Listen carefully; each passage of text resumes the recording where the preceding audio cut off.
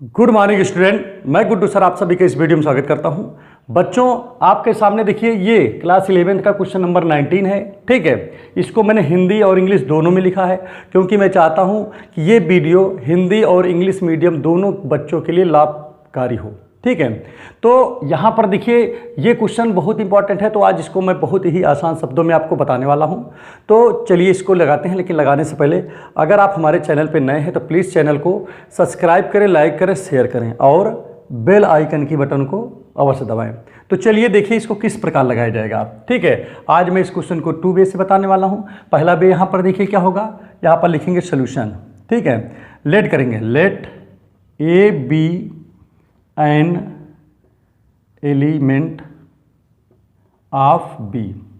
मैंने क्या यहाँ पर लेट कर लिया कि a be an element of A, और एक काम और कर ले रहा हूँ। और यहाँ पर देखिए बी जो है उसको क्या मान लेता हूँ, ध्यान दीजिएगा। ए क्या है, ए जो है एलिमेंट है। किसका एलिमेंट है बताओ, बोलिए, ए का है। या अगर आप और भी उस तरह चाहो तो आप यहाँ पर देखिए, हमारी बात समझिएगा। ए को मैंने मान लिया कि वो किसका एलिमेंट है, बी का है एलिमेंट, और बी को क्या मान लिया हूँ मैं, बी जो है वो क्या है, रैंडम एलिमेंट ऑफ किसका, ए का है। तो अब यहाँ पर देखिए, अब यहाँ पर ध्यान दीजिएगा, बी किसका एलिमेंट है, ए का, और ए किसका एलिमेंट है, बी का। अगर आप चाहो तो चेंज भी कर सकते हो, यहाँ पर बी लिख सकते हो, बी एलिमेंट है बी का और ए एलिमेंट है ए का, कैपिटल ए है यहाँ पर क्योंकि ये सेट है। ठीक है, तो यहाँ तक आपकी बात समझ में आ गया होगा। अब ये तो आपके ऊपर डिपेंड करता है कि आप यहाँ पर क्या मानते हो। आप चाहो तो यहाँ पर एक्स वाई मान सकते हो। क्लियर हो गया, नहीं हो गया? तो चलिए ठीक है, अगर ए जो है बी का एलिमेंट है और बी जो है ए का एलिमेंट है, तो अगर बी कामा ए अगर देखें तो किसका एलिमेंट होगा ये, जब आप क्या कराओगे, ए क्रॉस बी कराओगे तो उसका एलिमेंट बन जाएगा। सपोज दैट यहाँ पर आप देखिए खुद, जैसे मान लेता हूँ बी में कौन है बताइए, बी में आपका ए एलिमेंट है और ए में कौन सा एलिमेंट है, बी है। तो भैया अभी मैं इतने मार रहा हूँ, बाकी भी हो सकते हैं, उससे मुझे मतलब नहीं है। अगर मैं इसका क्रॉस कराऊंगा, ए क्रॉस बी कराऊंगा तो क्या होगा बताइए, बी कामा ए होगा, नहीं होगा, और ये करली ब्रैकेट में। तो कहने का मतलब क्या है, बी क्रॉस बी कामा ए जो है वो एजा एलिमेंट है किसका, ए क्रॉस बी का, है कि नहीं? तो अगर ये जो है एजा एलिमेंट है ए क्रॉस बी का, तो ये क्या होगा, ए क्रॉस बी से मैच करे, बिलोंग करेगा। तो वही चीज़ तो मैंने यहाँ पर किया है।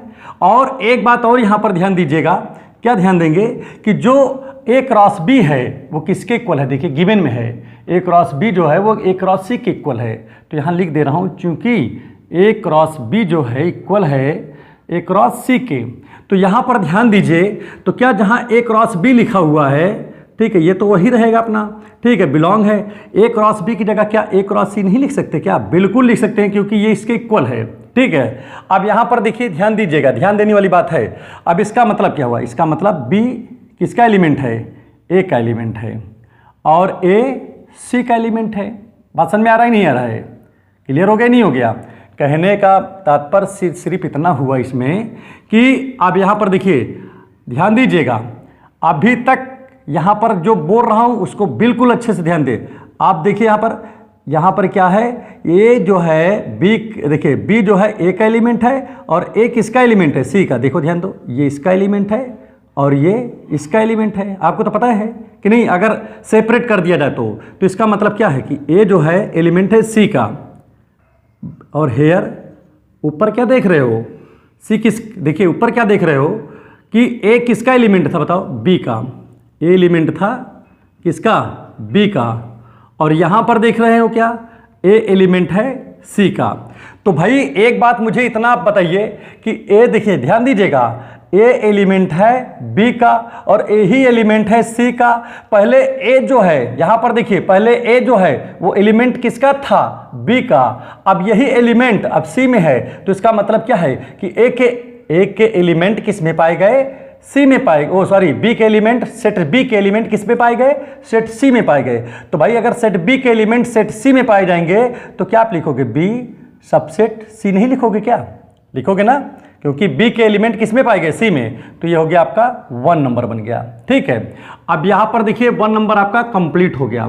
ठीक, एक काम कर दिया, अब इसी को जो है थोड़ा सा और जो है मॉडिफाई करके, अब देखिए बी के सारे एलिमेंट, देखिए सेट बी है उसमें पहले एलिमेंट ए था, अब सी है, सी में भी एलिमेंट ए आ गया, तो इसका मतलब क्या है कि बी के एलिमेंट, सेट बी के एलिमेंट सेट सी में पाए गए कि नहीं।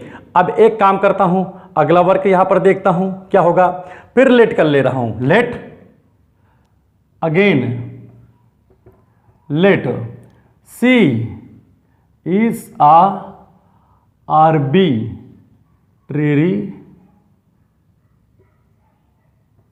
एलिमेंट ऑफ सेट सी।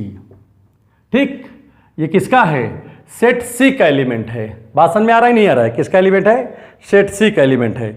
तो भाई यहां पर तो आपको पता है कि सेट सी का अगर एलिमेंट है ये, और एक एलिमेंट तो यहां पर बी पहले से दिया हुआ है कि नहीं, तो इसका मतलब क्या आएगा, एक एलिमेंट क्या है, देखो एक एलिमेंट बी है, तो अगर बी जो है, ठीक है, अगर बी कामा अगर हम सी लिखें, भाई देखिए बी ए का एलिमेंट है और सी सी का एलिमेंट है, तो हम अगर चाहें तो बी कामा सी अगर यहां लिखें तो ये बिलोंग करेगा किससे, ए क्रॉस सी से बिलोंग करेगा।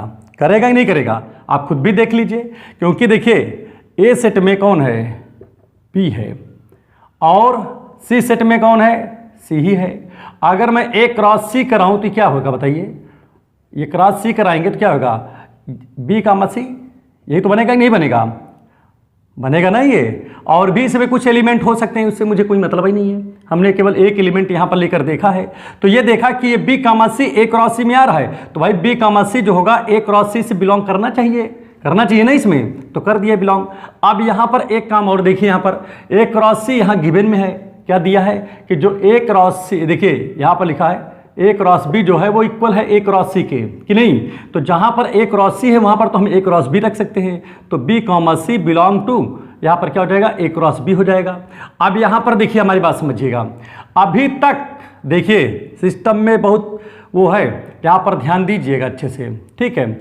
आप एक काम यहाँ पर देखिए, अभी तक देखिए सी, अब यहाँ पर देखिए ध्यान दीजिएगा, यहाँ पर ये किसका एलिमेंट है बताओ, बी ए का एलिमेंट है और सी किसका एलिमेंट है, बोलिए बी का एलिमेंट है, ठीक है।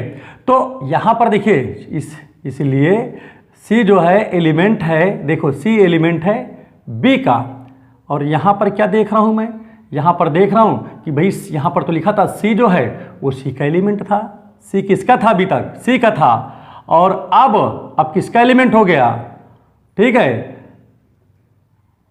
अब किसका एलिमेंट हो गया, सी बी का हो गया कि नहीं। तो भाई पहले यहाँ पर सी है, ठीक है, यहाँ देखिए सी किसका एलिमेंट था, सेट सी का था, तो ये तो ठीक है पहले था। अब क्या हो गया, अब जो सी है वो एलिमेंट किसका हो गया, बी का हो गया, ये एज एलिमेंट है, ठीक है। ये कैपिटल सी है, स्मॉल सी है, जो स्मॉल सी है वो एलिमेंट है और जो कैपिटल सी है वो सेट है। तो यहाँ थोड़ा सा और बड़ा बना देता हूँ ताकि आपको अगर समझने में दिक्कत हो रहा हो तो, ठीक है। बात समझ में आ रहा है नहीं आ रहा है, ठीक, मैंने इसीलिए बड़ा कर दिया थोड़ा सा, ठीक, लो, ताकि आपको कहीं से भी कोई दिक्कत ना हो, ठीक है। तो जो बड़ा वाला है वो मतलब सेट वाला है, ठीक है, और जो छोटा वाला है वो क्या है, वो आपका क्या होगा, वो एलिमेंट है, ठीक है। तो देखिए सी जो था एलिमेंट वो पहले सी में था, सेट सी में था, अब यही सी जो है सेट बी में भी पाया गया। तो इसका मतलब क्या है कि सी के एलिमेंट बी में पाए गए, इसका मतलब सी सबसेट बी हो गया ये, ठीक है। अब यहां पर देखिए क्या हो रहा है, ये 2 नंबर हो गया फ्रॉम 1 and 2, 1 और 2 से देखिए।